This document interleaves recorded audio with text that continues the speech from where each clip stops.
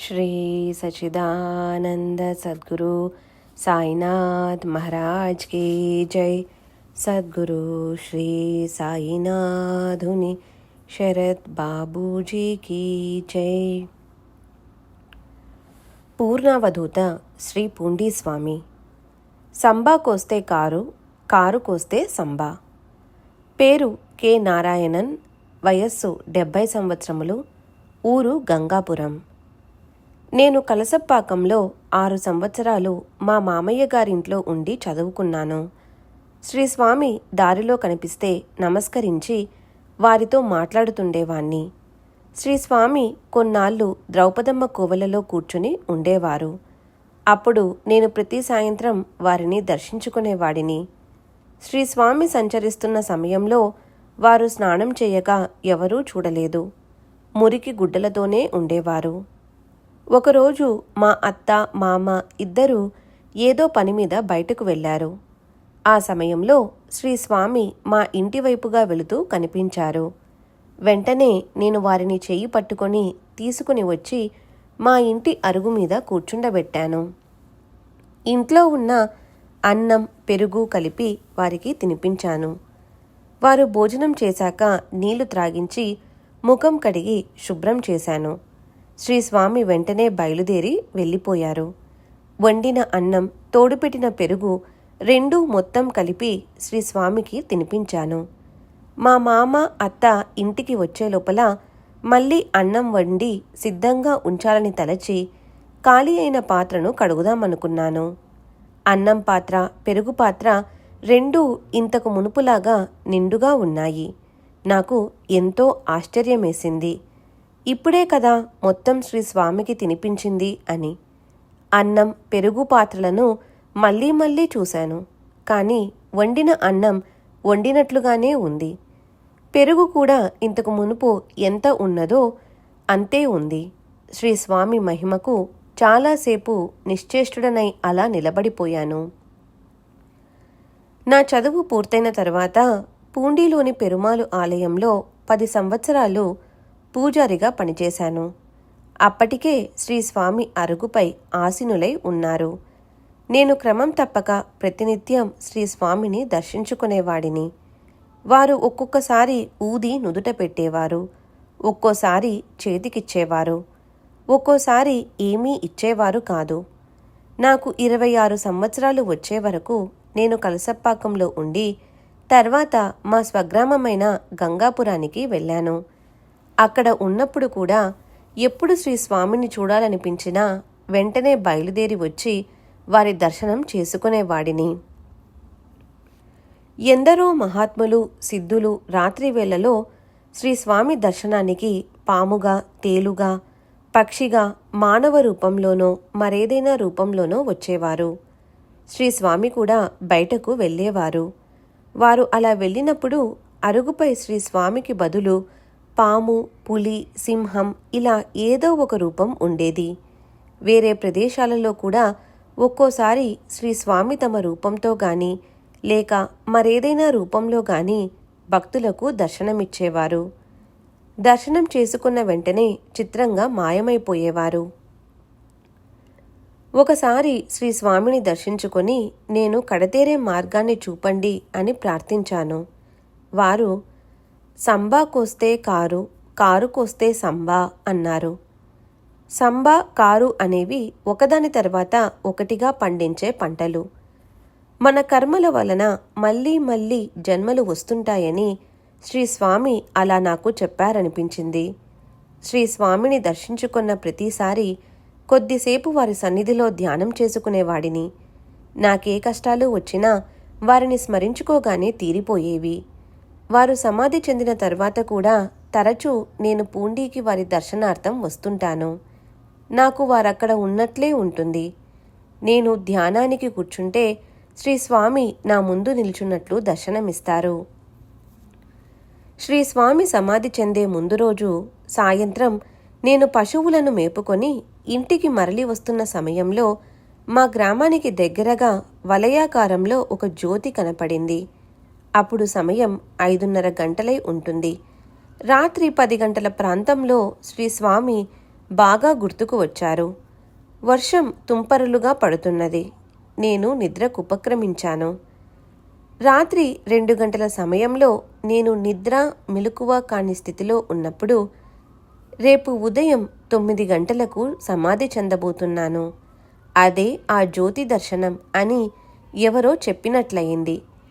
వెంటనే లేచి స్నానం చేసి పూజ చేసుకొని సైకిలుపై పూండీకి బయలుదేరాను. నాకు పరిచయమున్న వ్యక్తి ఎదురుపడి తాను నాతో పూండీకి వస్తానన్నాడు. ఇద్దరం పూండీకి శ్రీ స్వామి సన్నిధికి వచ్చాము. శ్రీ స్వామి సన్నిధిలో గోవిందన్ అనే భక్తుడున్నాడు. అతనితో నాకు రాత్రి జరిగిన అనుభవం గురించి చెప్పాను. అతను పోలూరు నుంచి డాక్టర్లు వచ్చి శ్రీ స్వామిని పరీక్షించి చూసి తాము చేయగలిగింది ఏమీ లేదని చెప్పి వెళ్ళిపోయారని చెప్పాడు. శ్రీ స్వామి అలా కూర్చునే ఉన్నారు.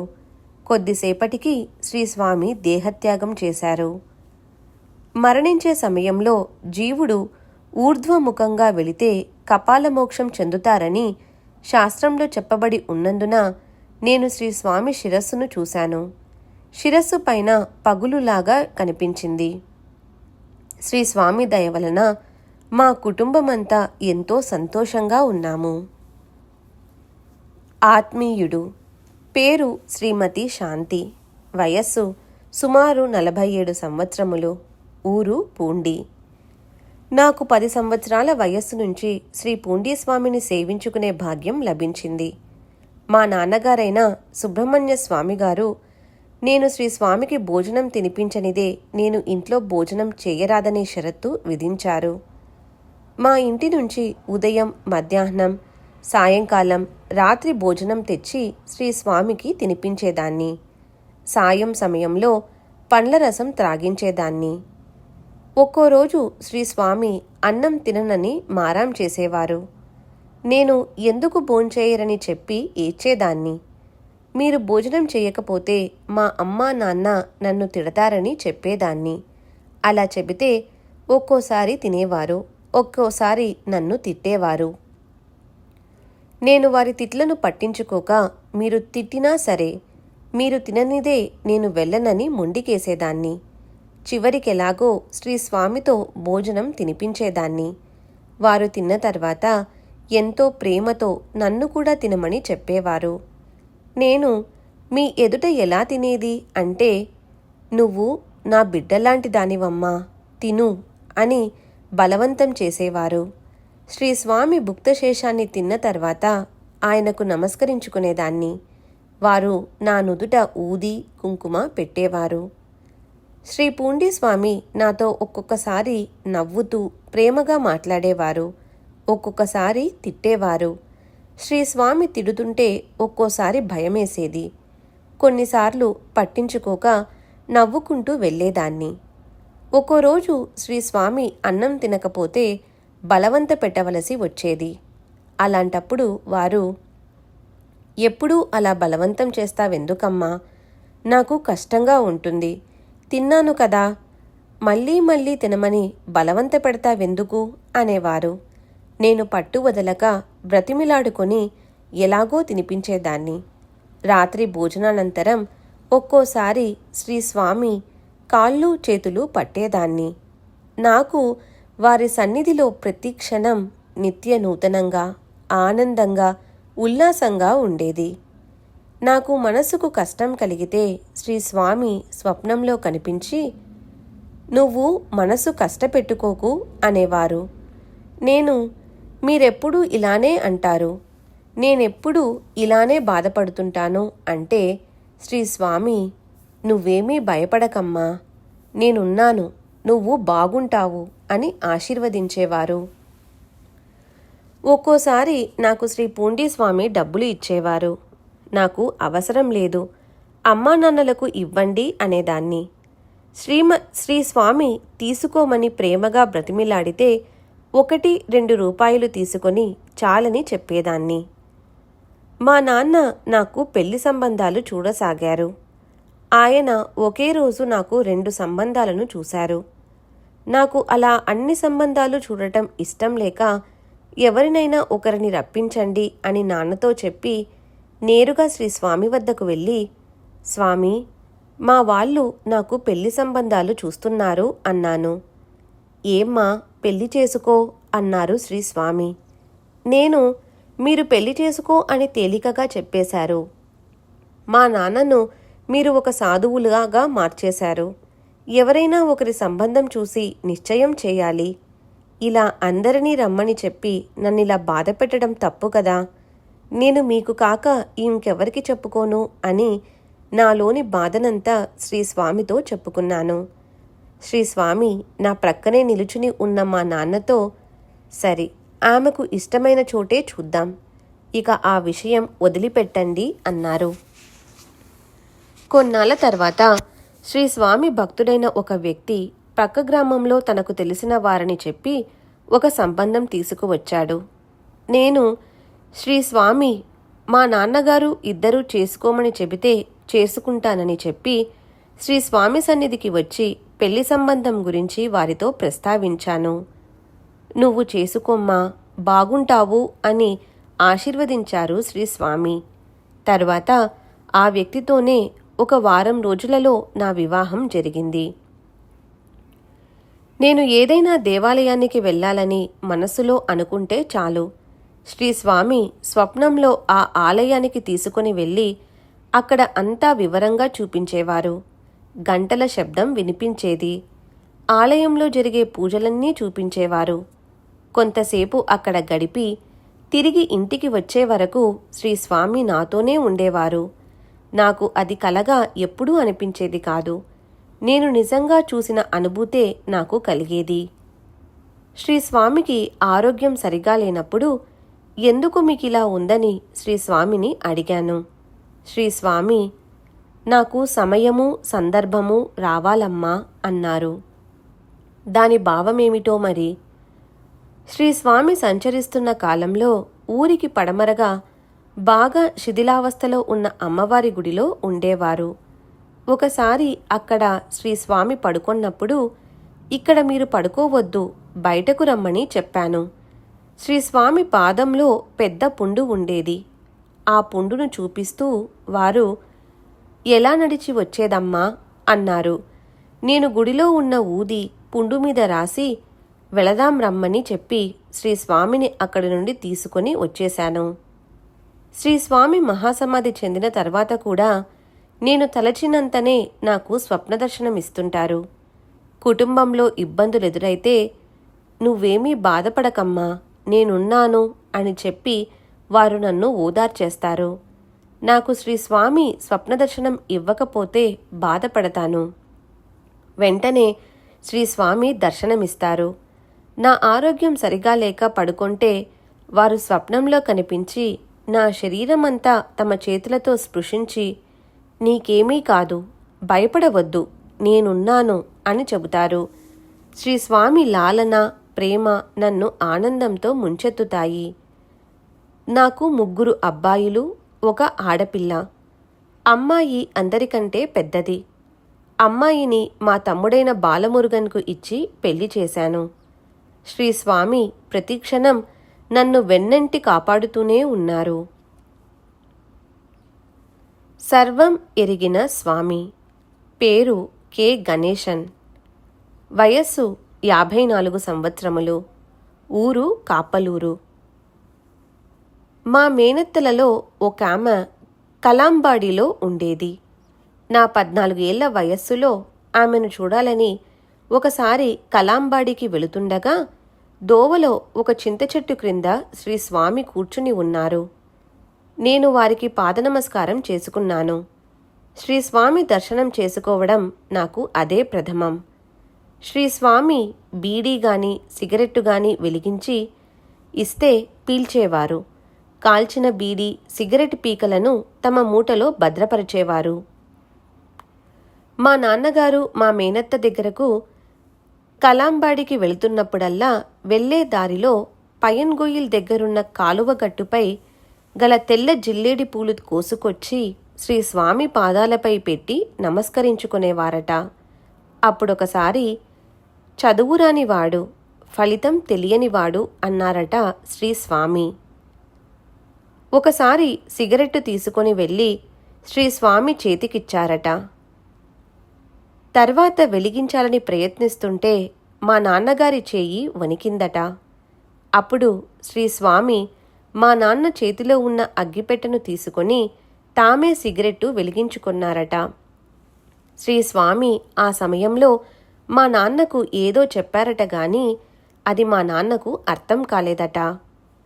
మా గ్రామంలోనే ఇంకొక మేనత్త ఉండేది. ఆమె ప్రతి నెల కృత్తిక రోజున వంట చేసుకుని ఎద్దుల బండి మీద విల్వారని వెళ్ళేది.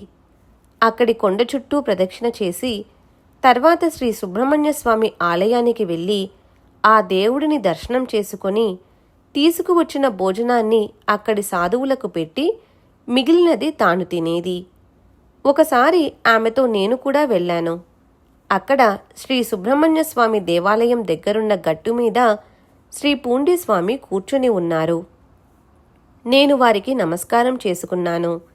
నేను శ్రీ స్వామిని దర్శించడం అది రెండవసారి. నేను మరొక నెల కృత్తికకు మా అత్త వాళ్లతో కలిసి బండిలో విల్వారని వెళ్ళాను. దారిలో శ్రీ పూండి స్వామి కనిపించారు. మా మామకు శ్రీ పూండి స్వామిపై భక్తి శ్రద్ధలు ఎక్కువ. శ్రీ స్వామిని చూడటంతోనే ఆయన శ్రీ సుబ్రహ్మణ్య స్వామి ఇక్కడే కూర్చుని ఉన్నారని బండి అక్కడే ఆపారు. అందరూ బండి దిగేశారు. ఆ రోజు ఆలయానికి గిరిప్రదక్షిణకు వెళ్ళలేదు. మా అత్త శ్రీ పూండి స్వామికి ఆహారం తినిపించబోయింది. 11 గంటల నుంచి 1 గంట వరకు శ్రీ స్వామిని భుజించమని వారెంత కోరినా శ్రీ స్వామి తినలేదు. చివరకు మా అత్త మామలు ఎంతో బాధతో కన్నీళ్లు పెట్టుకోగా శ్రీ స్వామి 2 ముద్దలు మాత్రమే తిన్నారు. ఒకసారి మా నాన్న పొలం కొనాలని ఉందని శ్రీ స్వామితో విన్నవించుకున్నారు. శ్రీ స్వామి, ఎందుకయ్యా అది? అనవసరమైన కష్టాలు వస్తాయి, వద్దు అన్నారు.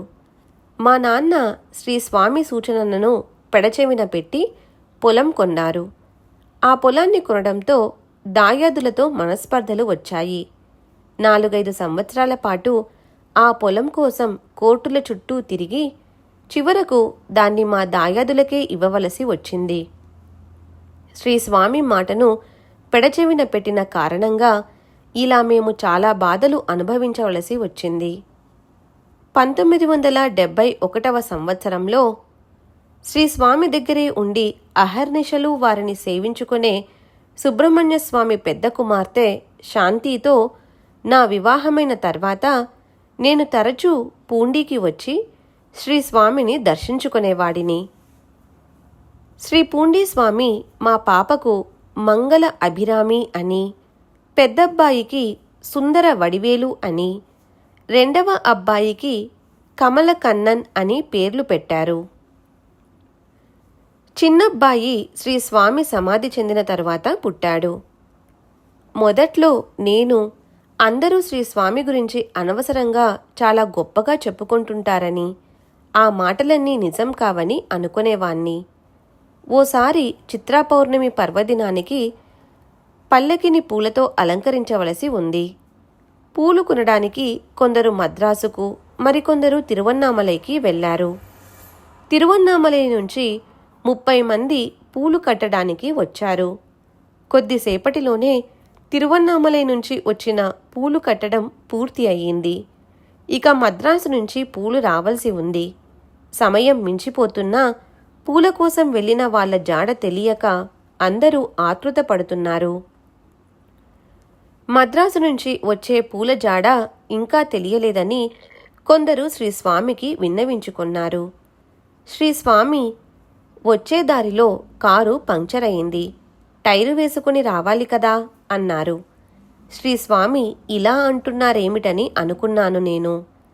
కొంతసేపటికి మద్రాసు నుంచి పూలు తీసుకుని వచ్చిన వాళ్ళు తమ బండికి మధ్య దారిలో పంక్చర్ అయిందని, అందువలన ఆలస్యమైందని చెప్పారు. ఆ సంఘటనతో నాకు శ్రీస్వామి సర్వజ్ఞులని, మహానుభావులని నమ్మకం ఏర్పడింది. దివ్య దృష్టి. పేరు జి. సంతానకృష్ణన్. వయస్సు 60 సంవత్సరములకు పైన. ఊరు దేవన్గుడి. మా స్వస్థలం దేవన్గుడి గ్రామం. నేను 19 సంవత్సరముల వయస్సులో ఉద్యోగంలో చేరాను. అప్పుడే గేంద్రవేలు అనే వ్యక్తి ద్వారా శ్రీ పూండీస్వామి గురించి విన్నాను. మద్రాసులోని అశోక్ నగర్లో ఉన్న మా ఇంటికి సమీపంలో గల ఆలయంలోని శ్రీ మల్లికార్జున స్వామికి అభిషేకాలు జరగడం లేదని తెలిసి ఒకరోజు నేను నా సొంత ఖర్చుతో అభిషేకాది కార్యక్రమాలు నిర్వహించాను. ఆ రోజు తెల్లవారుజామున స్వప్నంలో బాగా పెరిగిన గడ్డంతో ఒక దృఢకాయుడు, ఆజానుబాహుడు అయిన ఒక మహాత్ముడు నాకు దర్శనమిచ్చి ఏదో చెప్పి శిరస్సు మీద చేయి పెట్టి ఆశీర్వదించారు. ఆ స్వప్న దర్శనం అయిన దగ్గర నుండి నా జీవిత గమనంలో చాలా మార్పు వచ్చింది. అప్పటి నుండి ఎవరితోనూ మాట్లాడాలనిపించేది కాదు. మౌనంగా ఉండాలనిపించేది. గేంద్రవేలు గారి తండ్రి ప్రోత్సాహంతో ఒక పౌర్ణమి రోజున శ్రీ రుద్రరాజగోపాల్ అనే ఒక గొప్ప వ్యక్తి వద్దకు వెళ్ళాను. వారు ప్రణవాన్ని ఉపదేశించారు. ఆ సమయంలో నాకు చెప్పనలవి కాని తన్మయత్వం అనుభవమైంది. తర్వాత నేను శ్రీ పూండీస్వామి దర్శనానికి వెళ్ళాను. వారిని దర్శించిన తక్షణమే స్వప్నంలో దర్శనమిచ్చి నన్ను ఆశీర్వదించింది శ్రీ పూండీస్వామి అని నాకు అర్థమైంది. శ్రీ స్వామి నన్ను చూశారు. వారి దృష్టి నా మీద ప్రసరించిన వెంటనే నా దేహమంతా విపరీతమైన వేడి పుట్టింది. నేను అవధులు లేని ఆనంద పారవశ్యం చెందాను. నేను వారికి నమస్కరించుకోగానే వారు నాకు ఊదీ పెట్టారు. వివాహం చేసుకోమని గేంద్రవేలు నన్ను ఎంతో ఒత్తిడి చేసేవాడు. అతని బలవంతంతో నేను శ్రీకాళహస్తిలో ఒక సంబంధం చూసి వచ్చి ఆ విషయం శ్రీస్వామికి చెప్పాను. శ్రీస్వామి, మంచి అమ్మాయి, పెళ్ళి మరుసటి సంవత్సరం జరుగుతుంది అన్నారు.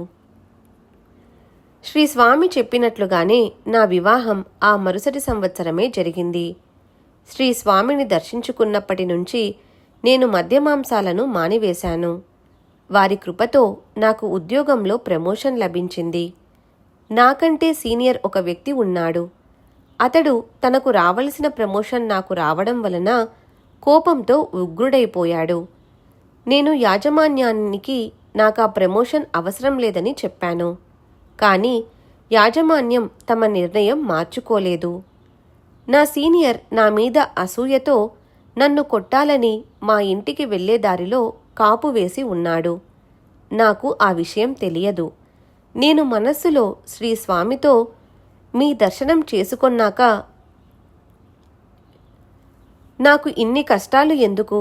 నేను ప్రమోషన్ కోసం తాపత్రయపడలేదు కదా అని అనుకుంటూ ఆ ఆలోచనలతో అప్రయత్నంగా రోజూ వెళ్లే దారిలో కాకుండా ఇంకొక దారిలో ఇంటికి చేరాను.